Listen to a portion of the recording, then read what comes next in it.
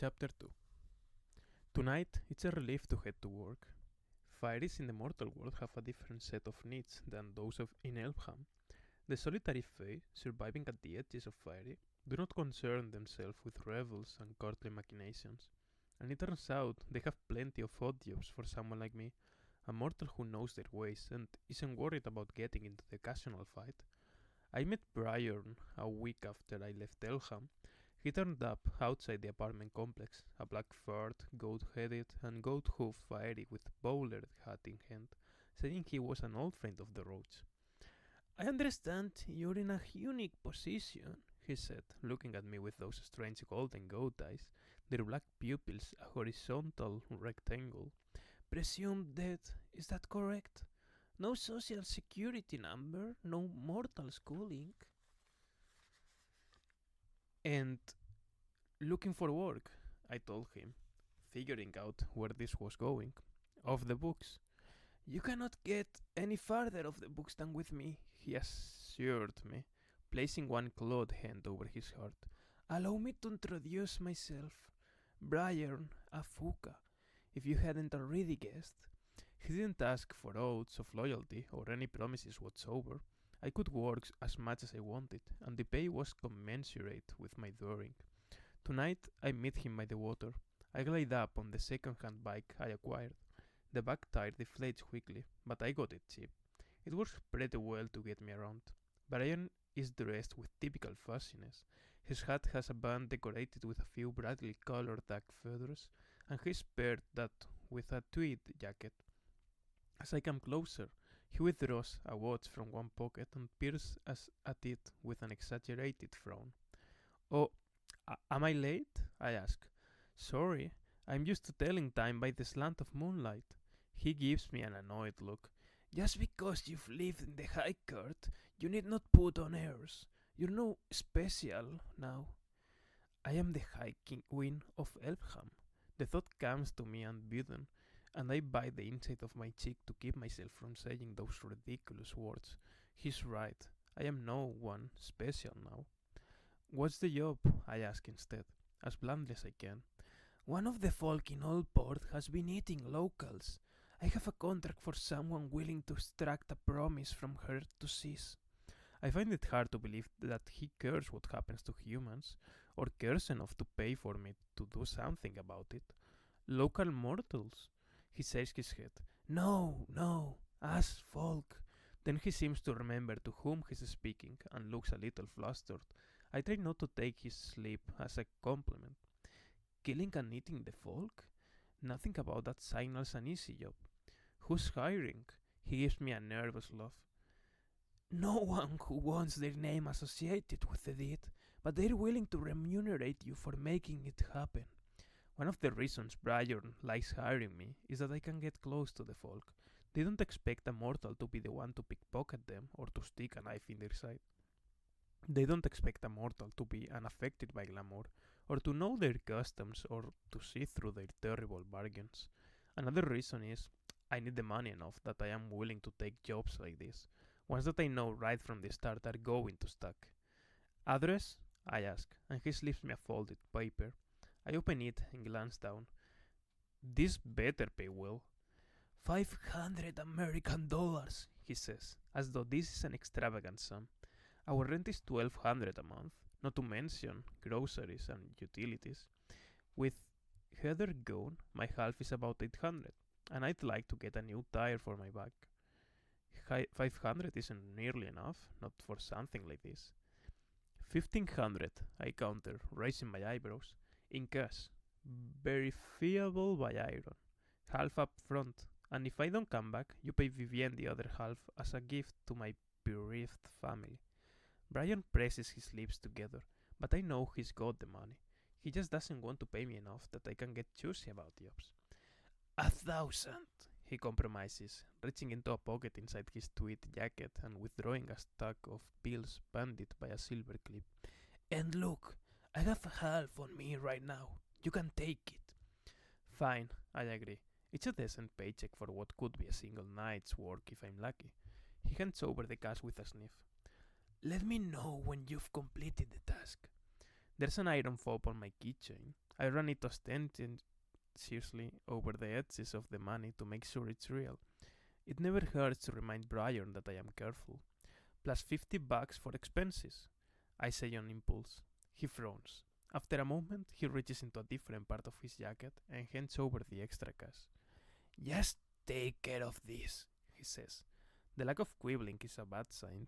Maybe I should have asked more questions before I agreed to this job. I definitely should have negotiated harder. Too late now. I get back on my bike and, with a farewell wave to Brian, kick off toward the downtown. Once upon a time, I imagined myself as a knight as tried as did, glorying in contests of skill and honor. Too bad my talents turned out to lie in another direction entirely. I suppose I am skilled enough murderer of folk, but what I really excel at is getting under their skin. Hopefully, that will serve me well in persuading a cannibal fairy to do what I want. Before I go to confront her, I decide to ask around. First, I see a hope named Magpie who lives in a tree in During Oaks Park. He says his horse is a redcap, which isn't great news, but at least since I grew up with one, I am well informed about their nature. Redcaps crave violence and blood and murder. In fact, they get a little twitchy when there's known to be had for stretches of time, and if they're traditionalist, they have a cup they dip in the blood of their vanquished enemies, supposedly to grant them some stolen vitality of the slain. I ask for a name, but Magpie doesn't know. He sends me to Ladher, a clury chunk who slinks around the back of bars, sucking froth from the tops of beers when no one is looking and swindling mortals in games of chance. You didn't know? Ladder says, lowering his voice. Grima Mog. I almost accuse him of lying, despite knowing better. Then I have a brief, intense fantasy of tracking down Brian and making him choke on every dollar he gave me. What the hell is she doing here? Grimamok is the fearsome general of the Court of Teeth in the north, the same court that the roach and the bomb escaped from. When I was little, Madoc read to me at bedtime from the memoirs of her battle strategies. Just thinking about facing her, I break out in a cold sweat. I can't fight her, and I don't think I have a good chance of tricking her either. Give them boot, I hear. Ladhar says. Maybe she ate someone they didn't know or liked. I don't have to do this job. I remind myself. I am no longer part of Dane's Court of Shadows. I am no longer trying to rule from behind hiking Cardan's throne. I don't need to take big risks, but I am curious. Combine that with an abundance of wounded pride, and you find yourself on the front steps of Grima Mock's warehouse around dawn. I know better than to go empty-handed. I've got raw meat from a butcher shop chilling in a styrofoam cooler, a few sloppily made honey sandwiches wrapped in foil, and a bottle of decent sour beer. Inside, I wander down a hall until I come to the door to what appears to be an apartment.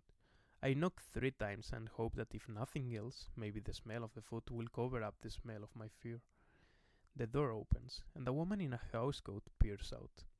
She's bent over, leaning on a polite cane of blackwood. What do you want, dearie? Seeing through her glamour as I do, I know the green tint to her skin and her overlaid teeth, like my foster father, Madoc. The guy who killed my parents, the guy who read me her battle strategies. Madoc, once the Grand General of the High Court, now enemy of the throne and not real happy with me either. Hopefully he and High King Cardan will ruin each other's lives. I brought you some gifts, I say, holding up the cooler. Can I come in? I want to make a bargain. She frowns a little. You can't keep eating random folk without someone being sent to try to persuade you to stop, I say. Perhaps I will eat you, pretty child, she counters, brightening, but she steps back to allow me into the lair. I guess she can make a meal of me in the hall. The apartment is loft style, with high ceilings and brick walls. Nice. Floors polished and glossed up. Big windows letting in light and a decent view of the town. It's furnished with old things. The tufting on a few of the pieces is torn, and there are marks that could have come from a stray cut of a knife. The whole place smells like blood, a coppery metal smell, overlaid with a slightly cloying sweetness, I put my gifts on a heavy wooden table. For you, I say, in the hopes you'll overlook my rudeness in calling on you uninvited. She sniffs at the meat, turns a honey sandwich over in her hand, and pops off the cap on the beer with her fist. Taking a long draught, she looks me over. Someone instructed you in the niceties. I wonder why they bother, little goat. You're obviously the sacrifice sent in the hopes my appetite can be sated with mortal flesh. She smiles, showing her teeth. It's possible she dropped her glamour in that moment, although since I saw through it already, I can't tell. I blink at her, she blinks back, clearly waiting for a reaction. By not screaming and running for the door, I have annoyed her, I can tell. I think she was looking forward to chasing me when I ran. You're Grimamok, I say, leader of armies, destroyer of your enemies. Is this really how you want to spend your retirement? Retirement? She echoes the word as though I have dealt her the deadliest insult. Though I have been cast down, I will find another army to lead, an army bigger than the first. Sometimes I'll tell myself something a lot like that. Hearing it aloud from someone else's mouth is jarring, but it gives me an idea. Well, the local folk would prefer not to get eaten while you're planning your next move. Obviously, being human, I'd rather you didn't eat mortals. I'd they'd give you what you're looking for anyways. She waits for me to go on. A challenge, I say, thinking of everything I know about redcaps. That's what you crave, right? A good fight. I bet the folk you killed weren't all that special, a waste of your talents. Who sent you? She asks finally, reevaluating, trying to figure out my angle. What did you do to piss her off? I ask. Your queen. It must have been something big to get kicked out of the cart of teeth. Who sent you? She roars. I guess I hit a nerve. My best skill. I try not to smile, but I've missed the rush of power that comes with playing a game like this, of strategy and cunning. I hate to admit it, but I've missed risking my neck.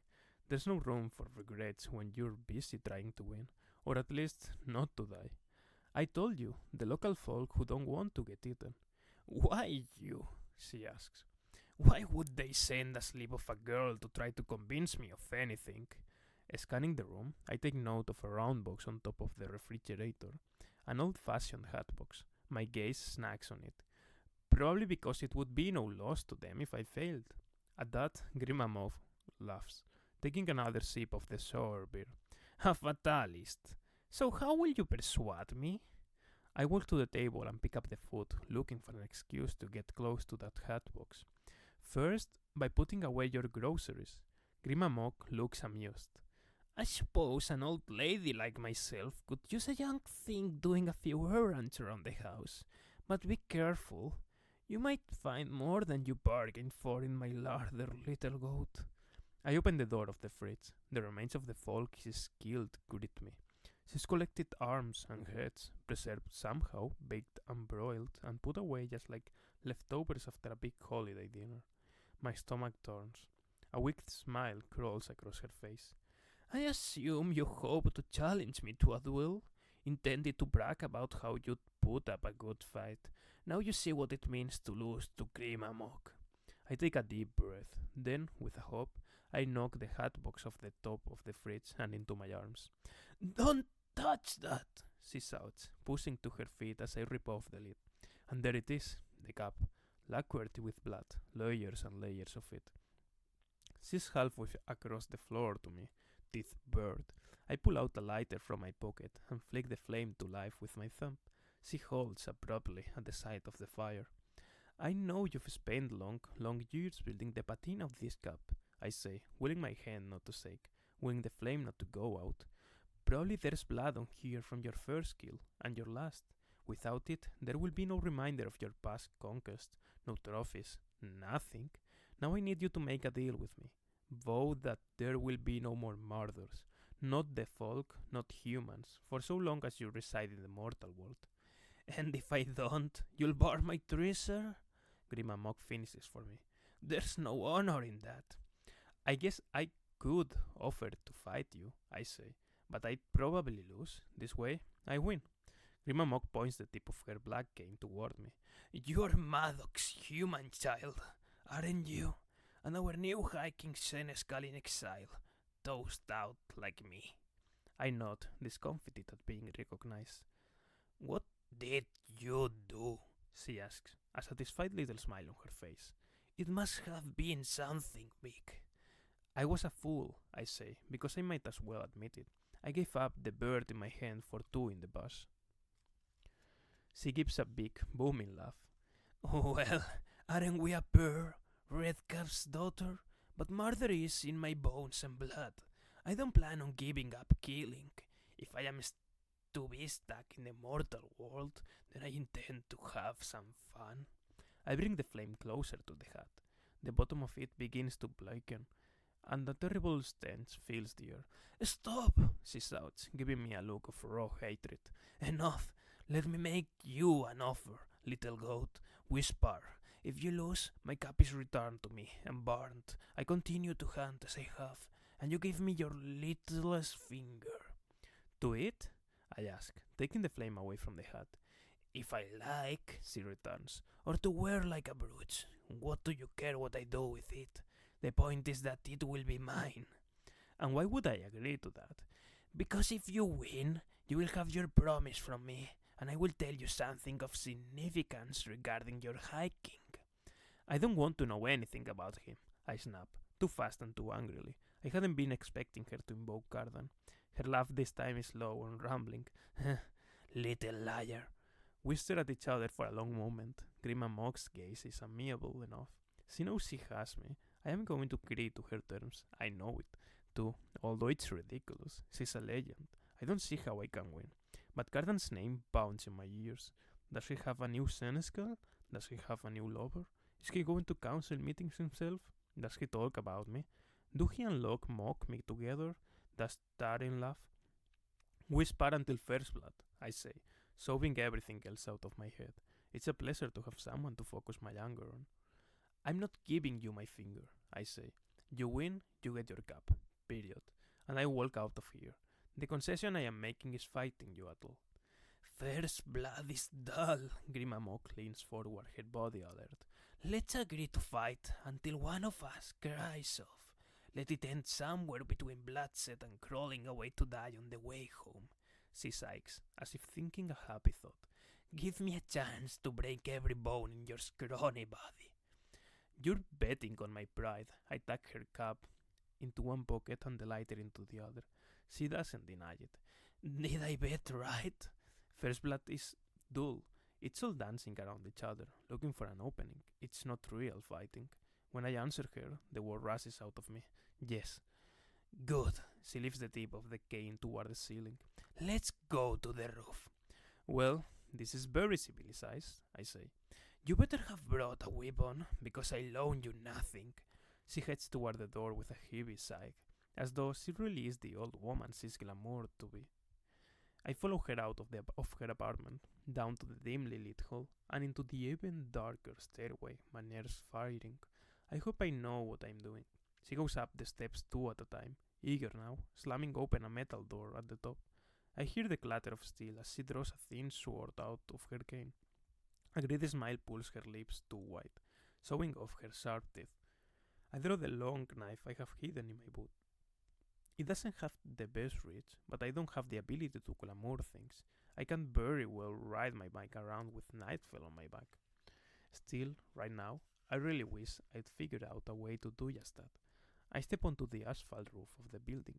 The sun is starting to rise, tinting the sky pink and gold.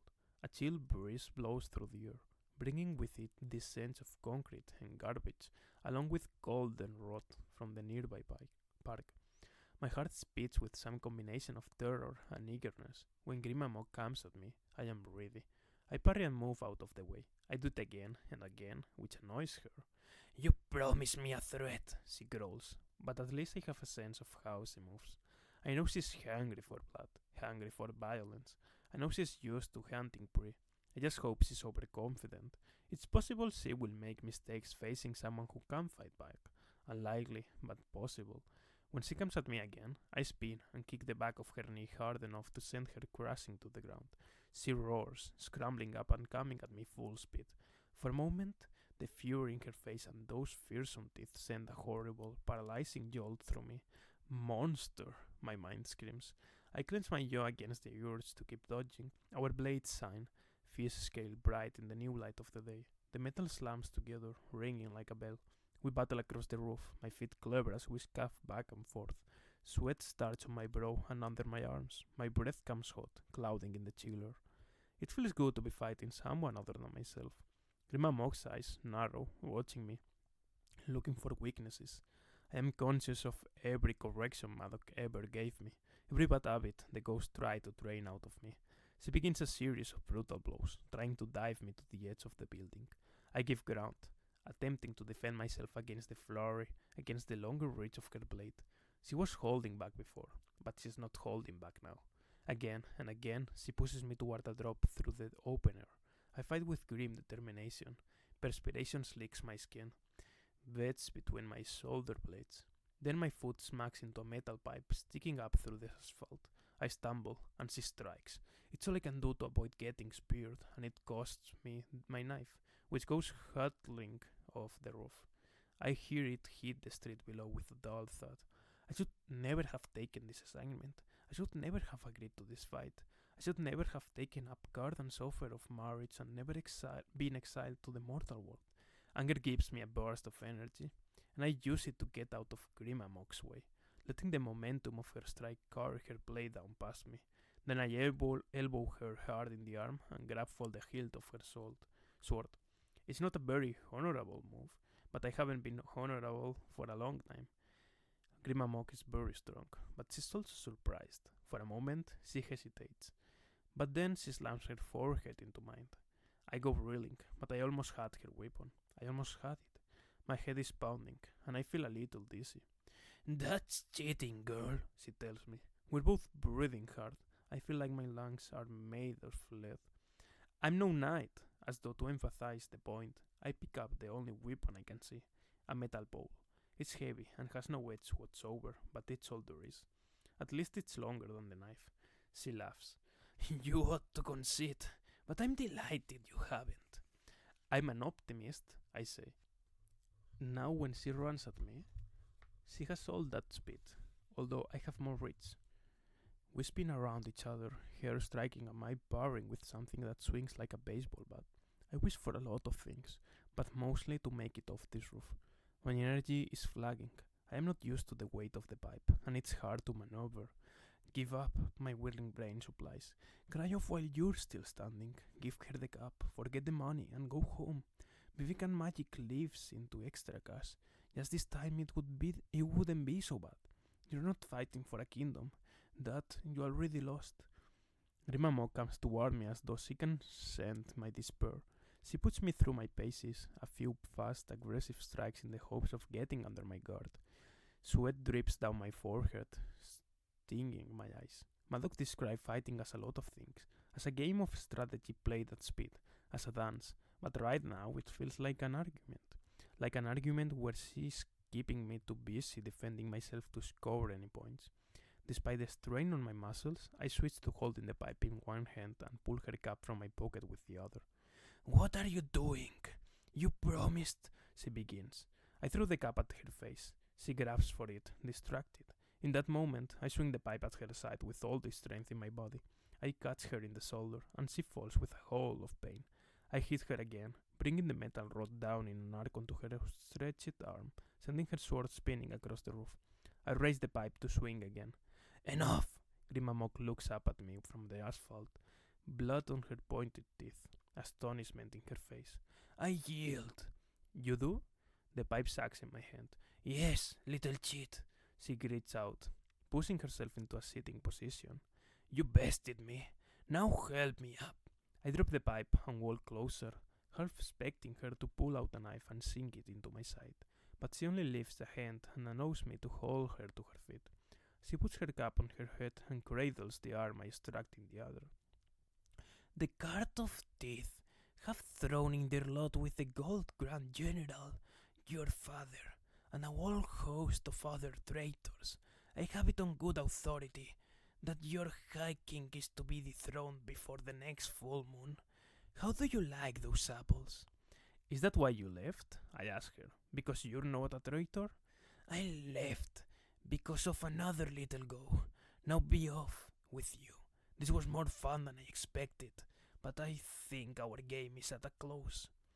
Her words ring in my ears. You're hiking, dethroned. You still owe me a promise, I say, my voice coming out like a croak. And to my surprise, Grandma Mop gives me one. She vows to hunt no more in the mortal lands. Come fight me again, she calls after me as I head for the stairs. I have secrets aplenty. There are so many things you don't know, daughter of Madoc, and I think you crave a little violence yourself.